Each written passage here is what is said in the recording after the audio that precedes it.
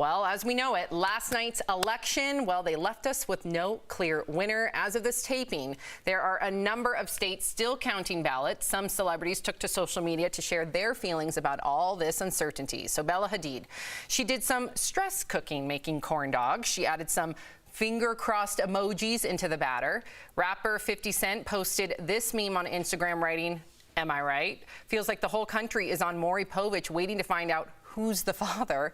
And Sharon Stone posted a video laughing and crying at the results. Meantime, Chrissy Teigen and John Legend have said it before that they will leave the U.S. if President Trump destroys democracy, quote unquote. And Bruce Springsteen says he's headed down under to Australia if the president wins a second term.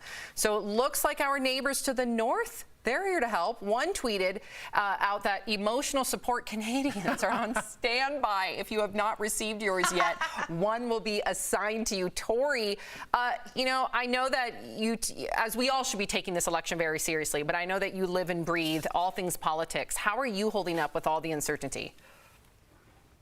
I'm actually relying a lot on some Buddhism, and I'm actually dealing with some friends that are having a hard time too. No matter who you wanted to go and get elected, we don't really know yet, so it's a very unknown feeling. Buddhism is about getting comfortable with discomfort. So I'm trying to be really self-compassionate, trying to take myself on a walk, maybe make myself some tea, maybe do some cross stitch, and maybe garden a little bit, but take it out of just doom scrolling over and over and over for hours on end. Tori, is Al sleeping? Yeah, you put him to sleep, Tori. That's how rude, Al. Tori, I was fully into it. I started taking notes. I heard Buddhism and then what's today? You know what? Who's the president?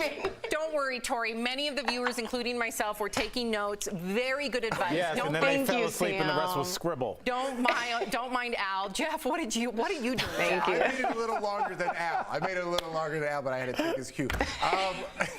Wait, I don't even know what I forgot what we were talking about. Tori's Buddhism. I'm taking long walks. I didn't ask for your Tinder profile. We're talking about the president.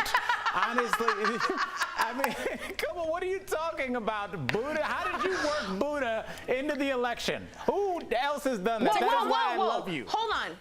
Hold on. The idea of Buddhism is that there's going to be chaos, and we've got to get used to it, but you can suffer in a better way. So my way is giving myself a lot of space, some air, some breath. It's a tense time, and that's how I decompress. Tori, before we get to the next story, will you tell Al and our viewers your beautiful, beautiful river analogy?